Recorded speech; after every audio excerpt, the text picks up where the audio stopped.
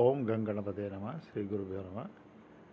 ఈ టాపిక్ ఏంటంటే మన ఎక్కడైనా మన శాస్త్రాల్లో సముద్రం అలలు చాలా విస్తృతంగా ఆ, మా కోట్ చేయబడింది. ఎందుకంటే దేవుడి సృష్టికి సముద్రం అలలు.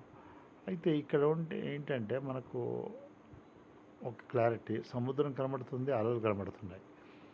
అయితే వాస్తవంగా అలలు ఎప్పుడెప్పుడు అలలు కనిపిస్తుంది కాబట్టి అది ఈజీ. కానీ ఇక్కడ సృష్టిలో అలలు అలలు కనిపిస్తున్నాయి కానీ సముద్రం కనిపించడం లేదు. సో బట్ ఆ దృష్టాంతం అసలు ఇప్పుడు మనకు ఉంది స్థూల సూక్ష్మ కారణ శరీరాలు 3. ఈ 3 శరీరాలకు మళ్ళీ అది ఎట్లా కొరిలేట్ అవుతుంది సంధానం చేసుకోవడం.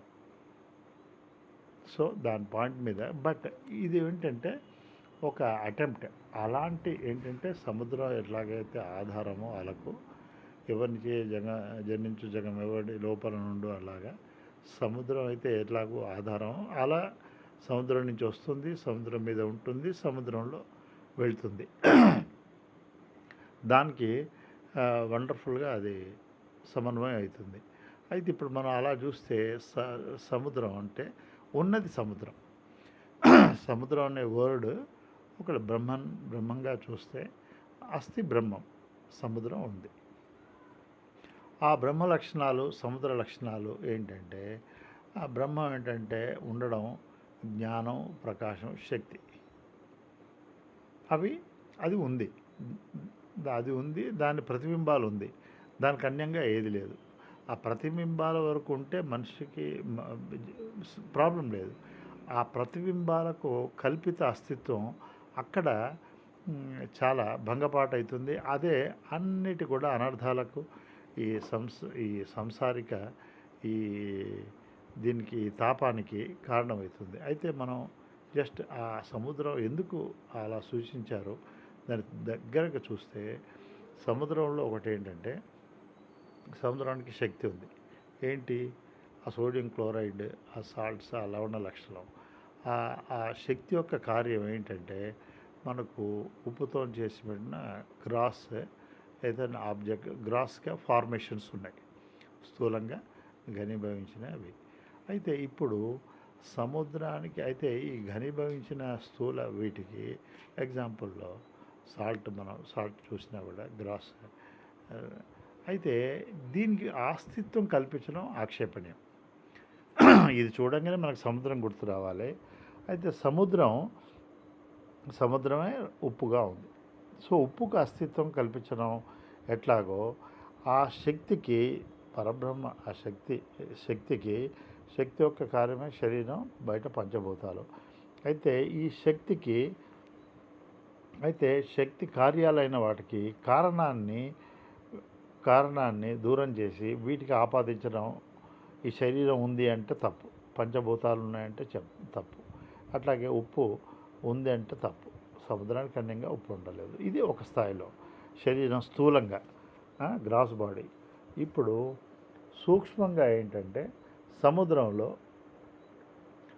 గ్యాసెస్ ఉన్నాయి, దాంట్లో డిజాల్వ్డ్ గ్యాసెస్ ఉన్నాయి, oxygen, nitrogen, carbon dioxide gases ఉన్నాయి. ఈ గ్యాసెస్ అనాలజీ మనం ఓన్లీ కొరిలేషన్ అయితే మనోవృత్తులు ఏవైతే ఉన్నాయో అవన్నీ కూడా ప్రకాశవంతమైన అనొచ్చు. ఒకలాంటి ప్రకాశాన్ని ఆధారం చేసుకొని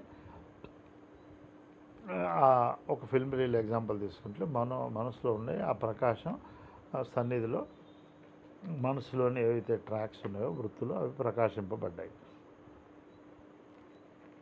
వాళ్ళు ఒక గ్యాస్ కానీ ఎయిర్ కానీ ఒక సబ్స్టెన్స్ మీద, ఒక ఆబ్జెక్ట్స్ ఒక దాని మీద వెళ్ళినప్పుడు అవి ఆ మీడియం, ఈ గ్యాస్ అనేది మీడియంగా ఉంటూ అవి దాన్ని ట్రాన్స్మిట్ చేస్తాయి. ఒక గాలి వీస్తుంది, ఒక ఫ్లవర్స్ మీద కానీ, ఒక డర్ట్ ఆబ్జెక్ట్స్ మీద కానీ మనకు డౌన్ స్ట్రీమ్లో సుగంధం కానీ దుర్గంధం కానీ వస్తుంది. అయితే అలాగే వీటికి ఆధారంగా అది ఓన్లీ ఫెలిసిటేటర్ గ్యాస్. అలాంటి ఎగ్జాంపుల్ చూస్తే ఆ ప్రకాశం అనుకోండి, ఇది గ్యాసెస్ అట్లా ఉపమానం. సో దట్ ఇప్పుడు ప్రకాశింపబడ్డవి ప్రకాశానికి అన్యంగా లేవు. అయితే ఈ కండిషన్డ్ ఏదైతే ఎయిర్ ఏదైతే ఉందో గ్యాసెస్, ఆ కండిషన్డ్కి దానికి అదే అదే దాని దాని డెరివేటివ్సే. అయితే ఇప్పుడు ఎక్కడ ఆక్షేపణ అంటే ఈ ప్రకాశింపబడ్డవి ప్రకాశానికి అన్యంగా దర్శించడం ఇదొక ఆరోపణ. ఎట్లాగైతే సాల్ట్కి అన్యంగా చూసినట్టు ఈ గ్యాసెస్కి అన్యంగా ఆ గ్యాస్ ఆధారిత ఆ కండిషన్డ్ ఏదైతే ఉన్నాయో కండిషన్డ్ బ్రీజ్ ఏదైతే ఉందో అది దీనికి అన్యంగా మనం దర్శించినప్పుడు అలా అవి మనోవృత్తులుగా జస్ట్ కొరిలేషన్. సో దట్ అవి కూడా అన్యంగా చూసినప్పుడు ఆరోపణ. ఇంకా మూడోది ఏంటంటే ఈ హైడ్రోజన్ బేసిక్ సముద్రతత్వం ఏంటంటే హైడ్రోజన్ ఆక్సిజన్ కలిసింది, దానివల్ల అది వాటర్గా ఉంది. ఇప్పుడు ఈ వాటర్ దీన్ని జ్ఞానంగా మనం ఒక దృష్టాంతంగా తీసుకుంటే జ్ఞానం లక్షణం ఏంటంటే నేను అనుకోగలడం. అయితే ఈ నీళ్లు సపోజ్ నేను అని 2 అక్షరాలుగా ప్రతిబింబిస్తున్నాయి. దీన్ని ఐదర్ వే త్రూ సమ్ ఇప్పుడున్న ఎక్విప్మెంట్ ఇక్కడ మెకానిజం ద్వారా అయినా ఆ వాటర్ జెట్ను ఒక నేనుగా మనం it is feasible water jet projecting as a నేనులాగా చేసుకోవచ్చు. ఆర్ ఒక ప్లేట్ ఏదైనా మనం పెట్టాం, ఈ నేను అనే 2 వర్డ్స్ ఆర్ ఐయామ్ ఇవి తీసి ఆ ప్లేట్ను దాన్ని స్టెన్సిల్ కట్ చేసి దాని మీద పెట్టాం. ఇటువైపు నుంచి చూస్తే ఆ నీళ్లు నేనుగా మనకు గోచరిస్తాయి. నేను వర్డ్ నీళ్ళకి అసలు నామం అది వాచకం అది నామం లేదు, కానీ నామంగా అలా చూసిన ఏంటి లేదు. ఈ ఉపమానంలో జ్ఞానం అంటే నేను అంటే అదే జ్ఞానం. జ్ఞానం అంతటా ఉన్నప్పుడు అంతటా ఉంటుంది, కానీ జ్ఞానానికి అయితే ఈ నేను అనేది ఏదైతే నీళ్ళు ఏదైతే నేనుగా మనకు ఏదైతే నేనుగా అది రివీల్ అవుతుందో ఆ నేను నీళ్ళకు అన్యంగా ఉండడం అది కూడా కల్పనే. అయితే నీళ్ళే నేనుగా ఉన్నప్పుడు ఈ నేనును నీళ్ళకు అన్యంగా చూడడం అదొక భ్రమ.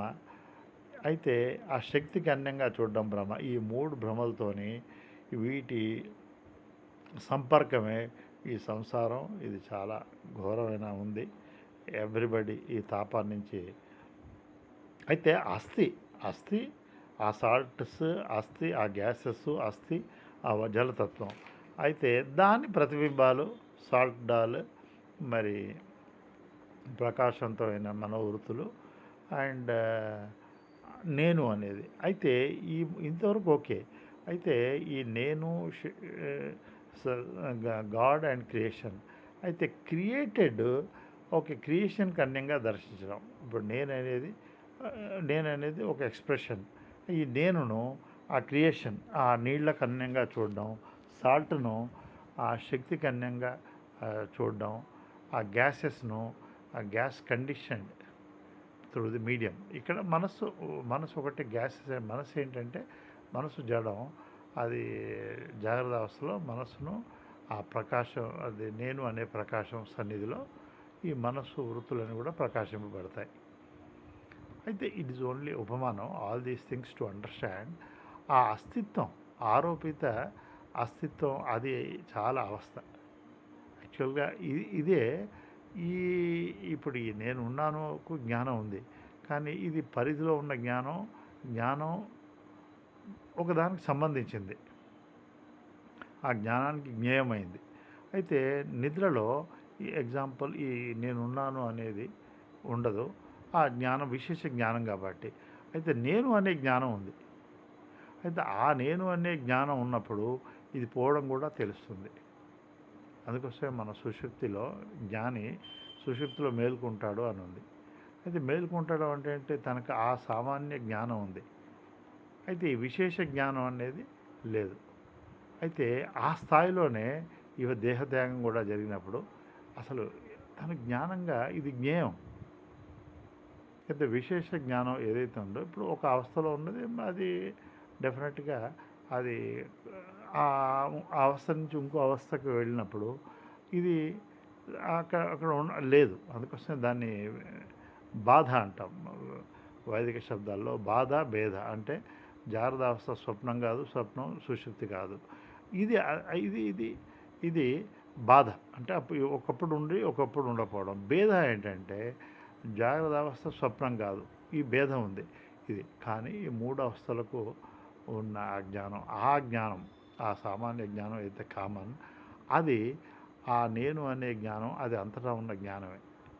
అది తెలుసుకున్నప్పుడు, ఆ జ్ఞానం వెంట ఉన్నప్పుడు ఇంకా శరీరం ఉంటుంది, పోతుంది. ఆ స్పృహ ఎప్పుడు ఉండాలి. ఆ స్థితిలో దేహత్యాగం జరిగినప్పుడు ఆ జీవన్ముక్తి. అది యాక్చువల్గా అది దట్స్ వాట్ ఈజ్ యాక్చువల్గా మన రియలైజేషన్. అప్పుడే ఈ మనం అమృతత్వం పొందిన అది స్థితి. అదే బ్రాహ్మీ స్థితి, బ్రహ్మజ్ఞానం. అది అపరోక్షంగా సిద్ధించుకోవడం. అది మానవ లక్ష్యం. హరి ఓం.